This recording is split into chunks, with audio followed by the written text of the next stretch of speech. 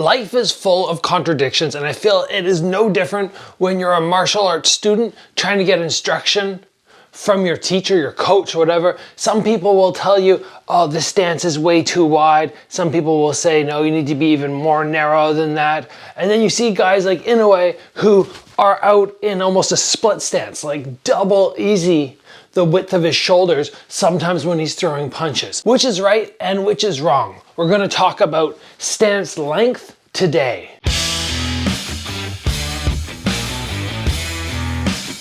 We are coming to the end of the early bird savings for my Strike Ready offense course. Make sure you guys hit the link down below to Strike Ready Combat and get yourself that 40% savings on this crazy course, which is just going to teach you so much about how I won these belts and how I've been successful with my offense. We have 5 sections that we're going to be covering plus 3 live calls. You guys are going to enjoy this course so much. I remember early in my martial arts journey, let's call it, being often confused by conflicting information that I would get. I would get one person who would say, oh, when you check a round kick. I was in Thailand and I went to one gym and they're like, oh no, you never bring your elbow right to your knee. And that's good advice. They say elbow comes to the inside. So I trained that for like a month and then I went to a different gym and they went, no, elbow on the outside. Contradiction is always going to happen because instructors have their own personal preference and they pass that on to their students thinking it is the only option because it works for them. But that's not the way a good instructor should teach. They should look at all the options, go, okay, I work within this little square here, this little bubble, whatever you want to call it. This is what I'm good at. But there's so much more to the martial arts world. And I have to teach my students everything outside my area of expertise. So when you are getting instructors who say, no, your stance needs to be this big, well, that works for them. But I want to discuss today the benefits and the weaknesses of being in an extra long stance. So let's go, and first off, when you look at this little image here of Inoue throwing his jab, has to be said that that's not what he's obviously fighting out of. He's not in this stance all the time. What would have happened, I'm assuming, is he was in this already pretty lengthy stance and he stepped. He stepped with his lead foot to get the jab off. And they just happened to catch that image. But again, most people would say, no, you're never gonna step that wide. Your back foot should always follow. Or if you're out of distance and you're going, oh, that's not gonna work, I can't land the jab, you shouldn't just throw it and lengthen out. You should move a little closer and then throw. That's what most people would say. But those lengthy stances, assuming you have the overall stretching capabilities to kind of get out like that, it's not the end of the world. But there are weaknesses.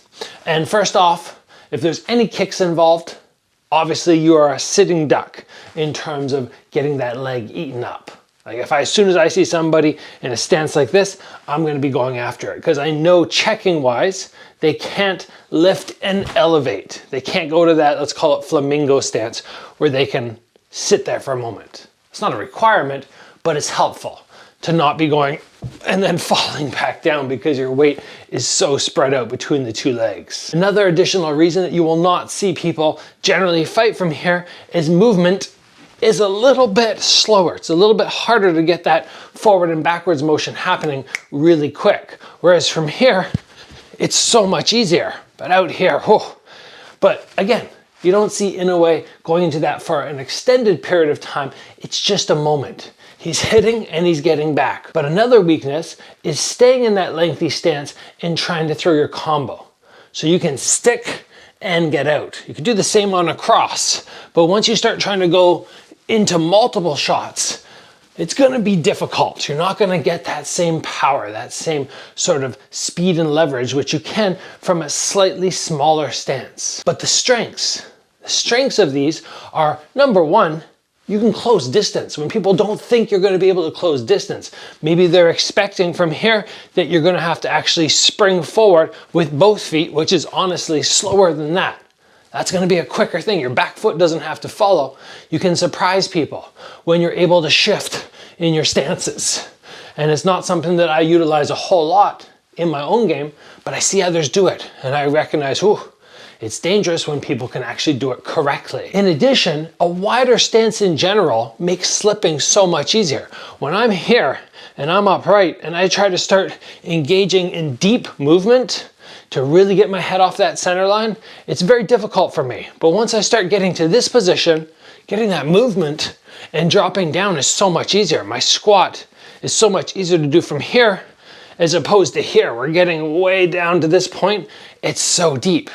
So that is something which you can keep in mind. If you're somebody who's heavy on your slipping, then having that lengthier stance is going to be very beneficial. And that's why we see boxers in longer stances, because head movement is such an integral part of their fight sport. But again, they're not dealing with kicks. Really, for me, the message is, if you like a longer stance, but you've been finding you're getting criticized for that, your instructor is saying, no, shorten it up.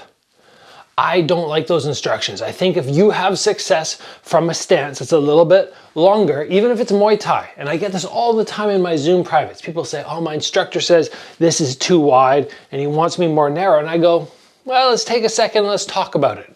We need to understand the strengths, we need to understand the weaknesses, and then from there, you can determine if it's still worth it for you to be in this slightly longer stance. But it absolutely can work. I know that for a fact. I've seen fighters do it.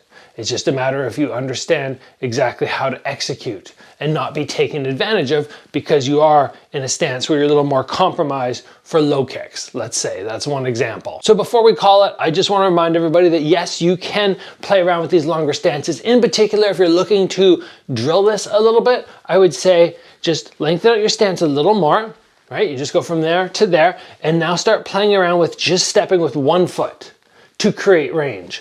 1 foot steps. You do the same thing backing up. You can do it off your cross. And if you can play kind of like that, you see when I hit the shot, I'm in this ridiculously long stance, but it's okay. So just that simple movement. Forward, back, off the jab, and then the cross, forward, and back. Great way to train that. Thanks for joining, everybody. I will see you back here soon for another episode.